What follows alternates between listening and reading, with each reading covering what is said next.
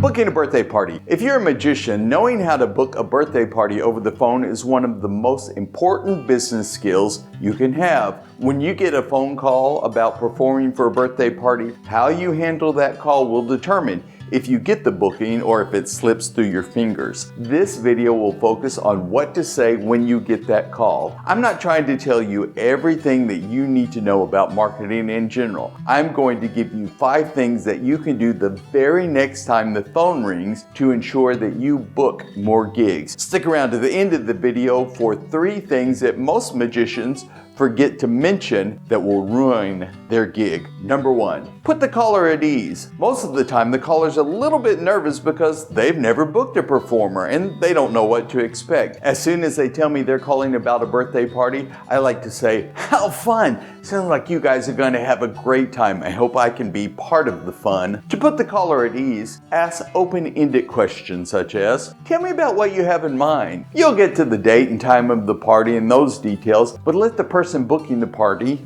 tell you about it. Take a moment to share their excitement. Don't ever make them feel rushed. If they sense joy and excitement from you, it will make them feel at ease. Number 2, focus on them. This is a special once-in-a-lifetime memory for them. You may do 4 birthday parties every single Saturday, but this is the only one they care about. I ask about the birthday child, and then I try to affirm the caller by acknowledging some of the things that they're excited about. If they say it's a first birthday, I talk about how the whole family will have fun. For older preschoolers, I talk about how they're starting to form memories that will last a lifetime, and this is a fun memory that'll last a lifetime. When it's school-age kids, I talk about how they'll enjoy it with their friends, and when they're 47, they'll remember the fun birthday party they had when they were 7 years old. The point is to focus on the caller and their child before you focus on yourself. Number 3, make it simple. Try to keep everything as simple as possible. Make sure that you accept all forms of payment. If you offer several services,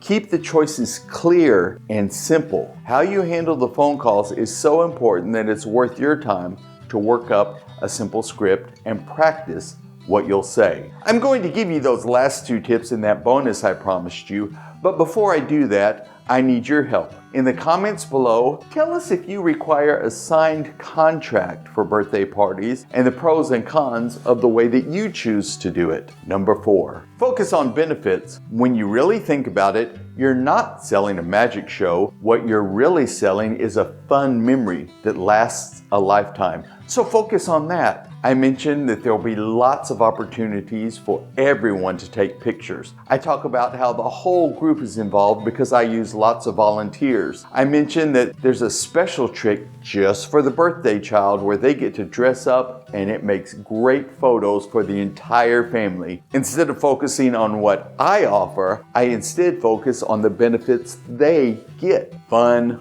memories, laughter, hassle-free planning. Birthday moms and dads want to know what benefits them more than they want to know what you have to sell. Often the caller will start out asking, "What do you charge?" I say, $20 million.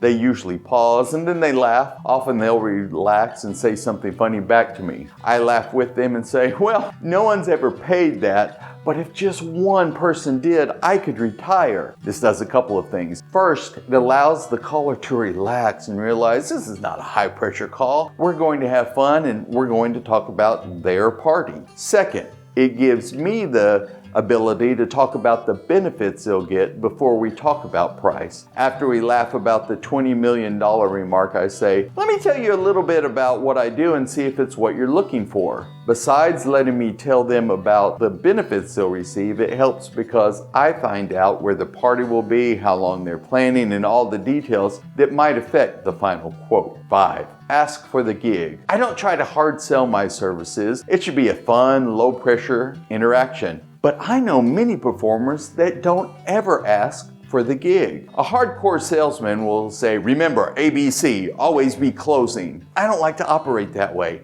However, if I never ask for the gig, I know that most of the time they won't book me for the gig. After I tell them about what I do, I ask, is this what you're looking for? This does a couple of things. It gives them an opportunity to tell you other things they may need. For example, they may say, yeah, that's what I'm looking for, but also I was wondering if you can, whatever. They get to tell you exactly what they want in a natural way. The second thing it does is it gets them saying yes. This makes it much easier to say yes when you ask for the gig. After I make sure I've listened to them and answered all their questions, I say something like, good, let me just get your information so that we can make this the best birthday party ever. Then I proceed to fill out my booking sheet. I don't say, would you like to book me for the party? Or anything that requires an awkward yes or no from them. By moving naturally from getting the details for the party, you make the caller more comfortable